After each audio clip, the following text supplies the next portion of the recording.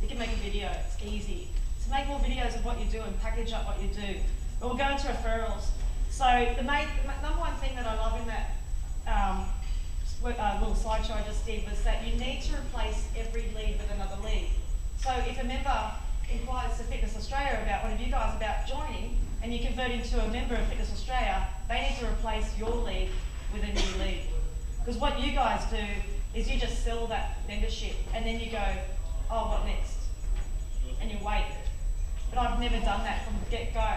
So even as a 23-year-old, I realised that if I replace Zoe and as a prospect with a sale, then I need to replace that lead with a new lead. And I'd say, so, you know, you've got any friends that you'd like to bring into the club, and we'll show you through the strategies through that. But you need to make that mandatory in your brain that you replace your existing lead that's converting to a sale with a new lead immediately. And if you can't, you go and ring your database and you get a lead before you move on and do anything else in the day. So just say I couldn't convert her, just say she comes in, she says, oh, I just moved down from Brisbane yesterday. Do you work in the area? No, I'm just trying to find a job. And she's got no friends, okay? I'd say, no worries, just, you know, when you do, when you find, you know, you get into your new work cycle and you've got your friends, we can hold those passes for them. But I would get on the phone and ring an ex-member or go on the gym floor and ask somebody. I have to replace that lead with a new lead immediately within the next hour. And that's discipline.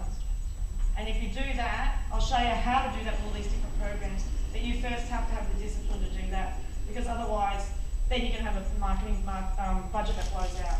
And the other thing you need to do is have a retention budget too, going back to the retention panel. 10% of my marketing budget is based on retention. I put it back into retention. And then referrals, you don't really need much of a budget at all for referrals. And if you're just a single personal trainer and you've just got clients, or if you're a big club, you can use most of these strategies that we're going to go through.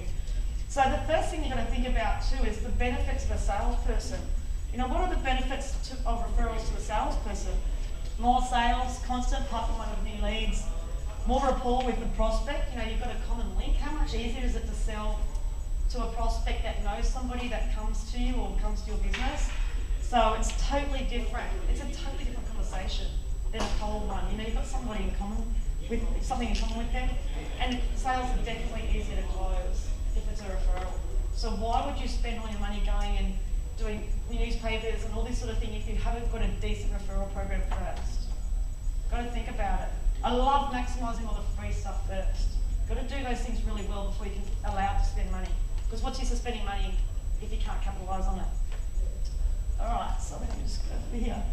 So what's the benefits to the fitness facility for getting referrals? Well, many member referrals play a key part in a number of factors for the business.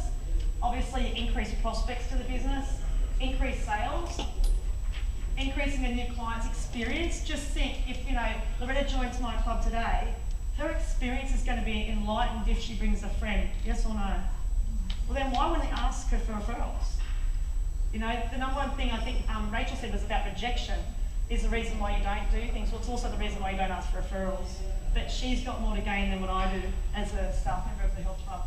Increase the accountability of the new client to achieve their goals if their friends coming with them. Definitely increase retention. URSA's reports have shown that you increase retention if they're exercising with a community of friends. And then the benefits, I was just going to show you that one. So the URSA studies show that people stay longer if they have a support network to help them. Members stay longer with a little help from their friends. Members who socialise with friends at their clubs have a higher retention rate than members whose club is completely by themselves. So then why wouldn't we engage? That's your number one retention program, is your referral program, not your customer acquisition program. You know, you'd say, okay, what we need to do for retention this week is we need to ask everybody that joins if they've got a friend to come to the club.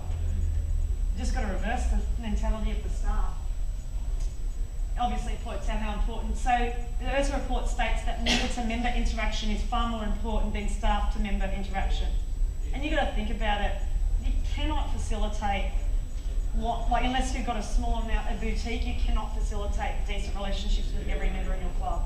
But the members can with each other. That's why the run clubs, like the theme I think today that I've learned from some of these amazing women is the communities that they're building inside their clubs, and that's the same thing that's coming out from these reports from years ago. But we still don't do it. You're just got to get off your butt and do it. And if you're a single personal trainer in the room, why can't you have little communities inside your own population? Why wouldn't you hold a business, if all your clients are corporates, hold a business networking night at your boot camp? You know, call it, I don't know, I'll think business, I don't know, I'll think of something. Get back, I'll email you all the great idea I come up with. But you know what I mean? Like they come and they bring their business card. Lose weight, bring it, like decrease calories, increase income. Something like that. Come and sweat off your calories and increase your income at the same time by swapping cards with somebody. My girlfriend Erica French has got a great business, Fit to Date, where people who are fit go and find a partner. Like that's the whole concept around fit people looking for partners. But she's got a niche and she gets written heaps of PR about it. So the benefits to the member. So in my opinion, and I think you agree, the benefits of referrals to the member far outweigh the benefits to the club or to the staff member or to the trainer. But we don't think about it that way. We think about it about ourselves and about our rejection. It keeps them motivated, makes attending accountable, keeps them on track to achieve their goals, it makes it fun, makes the time go quicker, reduces costs. You know, if maybe something like they might get a buy one get one free or half price joining fee, or they might get a couple discount, it could reduce the cost. Possibly receive a discount, something like that.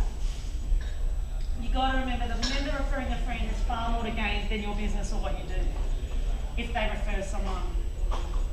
So number one thing you have to do to get referrals is just ask every single person for a referral. It's that simple, but the only thing that stops you from doing it compared to someone that's successful is discipline. That's it. I just get more referrals because I know that if I just ask more people, they'll say yes. And in some instances, when I was that salesperson all those years ago, I would have people lining up, and I would never take walk-ins. Like, who would think that years ago, you know, staffing would never take walk-ins because that's all there was, and I couldn't take them because I was just book solid with referrals. Any walk-in would have to see the other person because I was book solid with my referrals. And I would have people coming in and waiting for 45 minutes, and there would be a girl free, and they would still wait to see me. And when they came in with their friend, I'd go, hey mate, how you going? I didn't even know them from Barra Soap. But they, you know, just heard through someone. A bit like the nightclub that you go to because you know the guy on the door or whatever, the guy on the bar, or the restaurant, you know, because you know somebody knows the owner.